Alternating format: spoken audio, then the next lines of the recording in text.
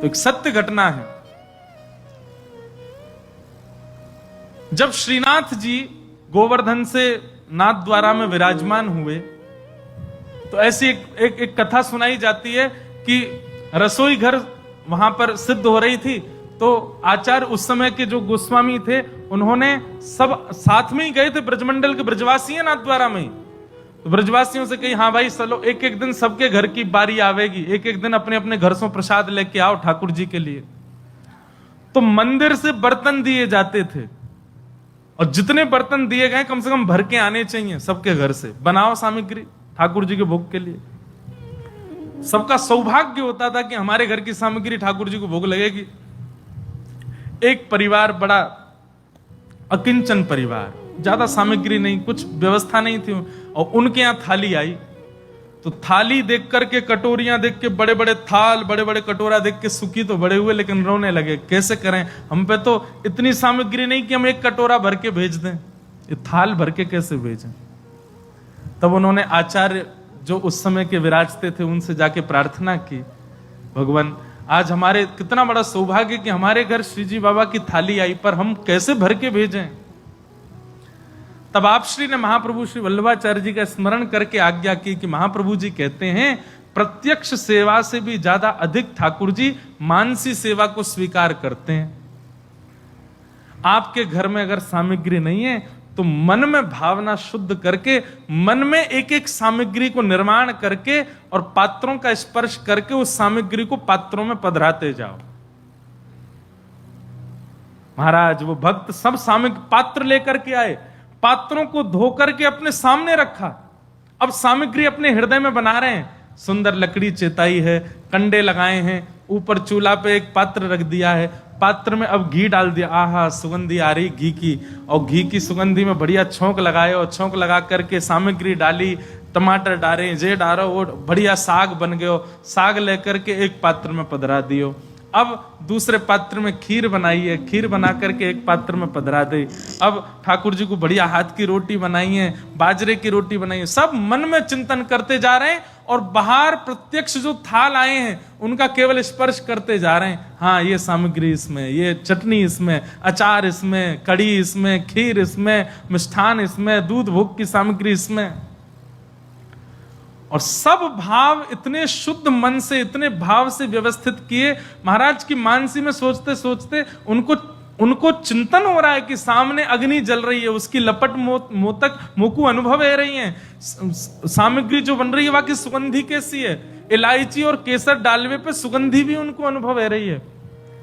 नेत्र बंद है, मानसी भाव से खाली थालन को स्पर्श करते जा रहे हैं। तभी पत्तल लेकर के आए, वस्त्र लेकर के आए, सब थालन के ऊपर पत्तल और वस्त्र ढक दिए।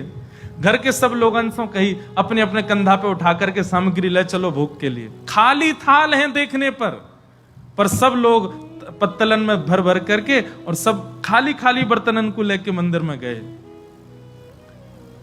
और वहां जाकर के जो आचार्य थे उनको भी बोलते जा रहे हैं, जे कड़ी भोग है, जे खीर है, ये रोटी सामग्री है, ये दूध घर की सामग्री, सब सामग्री देते गए। उस समय के जो आचार्य थे उनके नेत्र सजल हो गए। आज ठाकुर जी के आगे खाली भोग की सामग्री रखी गई है और कही नाथ मानसी से एक भक्त सिद्ध करके लायो, स्वीकार करो।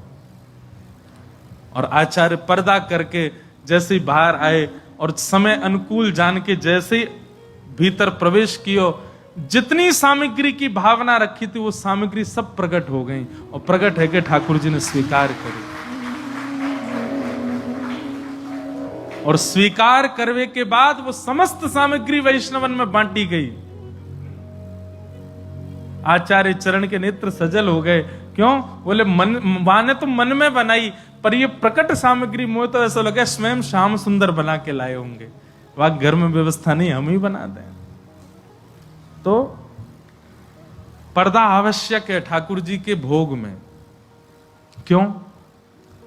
कई भावना उसके पीछे। एक भावना यह भी कि ठाकुर जी अपने सब सखाओं, अकेले नहीं पाते ठाकुर जी, सब सखाओं को बुलाते हैं। ठाकुर जी तो संकोच नहीं करते पर सखा संकोच करते हैं, इसलिए ठाकुर जी कहते हैं भैया नहीं हमको प्राइवेसी दे जाओ, हमारे सखा आमेंगे, मधुमंगल श्री दामा, तन सुखा मन सुखा धन सुखा, सब बैठ जामे, सब ले ले करके प्रेम सो पावे, या हमारे ठाकुर जी के लिए पर्दा। कोई निकुंज रस को उपासक है तो निकुंज रस में क्या है, सखियां आती हैं, श्री किशोरी जी आती हैं, और किशोरी जी को भोग पहले सखी लगावे और फिर किशोरी जी को पवा करके किशोरी जी की प्रसादी ठाकुर जी पावे। अब ये हमारे सामने तो करेंगे नहीं ठाकुर जी, इसलिए अंतरंग भाव के लिए उनको पर्दा चाहिए। तो निश्चित है भोग के समय अनोसर किया करो, और यदि पर्दा की व्यवस्था नहीं है तो भुजा से ही, अब जैसे कल परसों एक उत्सव था तो वहां पे उनके ठाकुर जी का उत्सव था, हम आरती करने की, मेरी आदत में तो आरसी दिखाऊं ठाकुर जी, तो आरसी नहीं थी वहां पे, तो हमने भुजा की आरसी दिखाई, लो लाल जी, और फिर भुजा की आरसी दिखा के फिर स्वयं भी देखें, हाँ बढ़िया सुंदर लग रहे हो। तो भावना बहुत प्रधान है भक्ति में, वस्तु प्रधान नहीं, व्यंजन प्रधान नहीं, भावना प्रधान। जैसे बीड़ा भोग ठाकुर जी को नित्य आना चाहिए, बीड़ी भोग। अब लोगों के घर में बीड़ी की व्यवस्था नहीं है तो अपने भुजा कोई ऐसे बीड़ी की भावना रखो और ठाकुर जी के अधर से स्पर्श कराओ, बीड़ी, ठाकुर जी बीड़ी पा रहे, भावना की सेवा। आज भी किसी ने पूछा, बोले महाराज जी आप मना करते हैं कि ठाकुर जी को कहीं लेके जाओ तो पूरी व्यवस्था लेके जाओ, नहीं लेके जाओ, व्यवस्था नहीं है तो मत लेके जाओ, तो फिर अकेले घर पे कैसे छोड़ के आए। भावना, भावना करो, हे यशोदा मैया, हे नंद बाबा, हे सब सखाओं, हे सब सखियों, हे सब ब्रजवासियों, अब जे घर आपको है, 3 दिन के काजे हम जा रहे हैं, खूब उधम मचाओ, सब आ जाओ, जे रही रसोई, यहाँ पे आटो रखो, यहाँ पे दाल रखी है, यहाँ पे सामग्री रखी है, हे यशोदा मैया, जब जब लाला को भूख लगे आप बना के पवाए दियो, हम 3 दिन के काजे जा रहे हैं। ये भावना करके जाओ, शुद्ध पवित्र फल ठाकुर जी के समीप रख के जाओ, जल की झारी जी रख के जाओ, ठाकुर जी को शयन मुद्रा में सुला करके आप जाओ। लेकिन याद रहे 2 दिन से ज्यादा मत जाइए, 2-3 दिन की बात तो ठीक है, पर उससे लंबे जा रहे हो फिर व्यवस्था पूरी लेके जाओ। 3 दिन तक 2 दिन तक तो ऐसी सेवा आप मानसी करके, लेकिन विश्वास पूर्ण होना चाहिए। चाहे कहीं गए हो आप, समय समय पर आपको याद आनी चाहिए कि हाँ अब ठाकुर जी का भोग बनना होगा, अब ठाकुर जी राजभोग कर रहे होंगे, अब ठाकुर जी की शयन की व्यवस्था है गई होगी, यशोदा मैया सुवा रही होंगी, ये चिंतन मन में रहना चाहिए, तभी आपकी सेवा वहां चल रही होगी। आप अनुभव करेंगे, 1 बार 2 बार ऐसी भावना चित्त में रखोगे ना, फिर लौट के जब घर आओगे, काऊ देना तो ठाकुर जी की व्यवस्था में, ठाकुर जी के निकुंज में, ठाकुर जी के सिंहासन पर कछु तो अनुभव ऐसा होगा कि आपको पता लगे कि हाँ सब यहां आए और ठाकुर जी की सेवा करके गए। भावना प्रधान।